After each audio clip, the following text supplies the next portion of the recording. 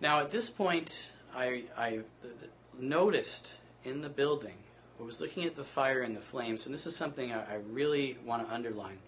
I saw long streams of molten metal coming out of the building, and they were not coming from the area where the impact was. So there was a large black circle where something had blown up there, and that part clearly was caused by whatever had detonated inside the building. But there were places where there was no damage to the building, but there was molten metal coming out, just like the stream from a welder's torch.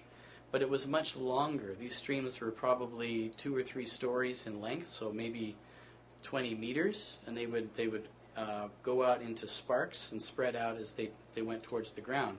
But I distinctly remember standing there going, what the hell are those streams of metal coming out? That is like nothing I've ever seen. That's not fire. That's not smoke. That is something hot enough to glow bright orange, and it's coming out in a stream. And there are probably at least 3 different places that it was coming out from the corners. So I remember thinking, you know, has somebody got a blowtorch up there? Like, what is going on with this building? This is the strangest thing I've ever seen. The explosion, okay, I know that there was a terrorist attack on the building before. I bet that's what's happened this time. But the molten metal, I don't know what that is. So I was standing there looking at it. Then I started to think, well, you know, maybe I should continue on to try and get to the World Financial Center. I knew that some incident had happened, but I also felt that there wasn't anything I could immediately do to help. And maybe I should just try and get on with my day as best I could. So at that particular moment, I was trying to figure out what to do. Maybe I was starting to be in shock, I don't know, but that was my state of mind at the time.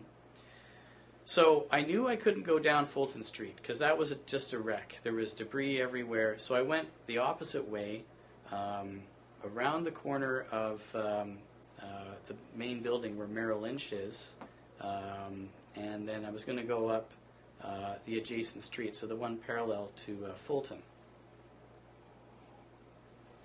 I passed a friend of mine that ran a computer store there.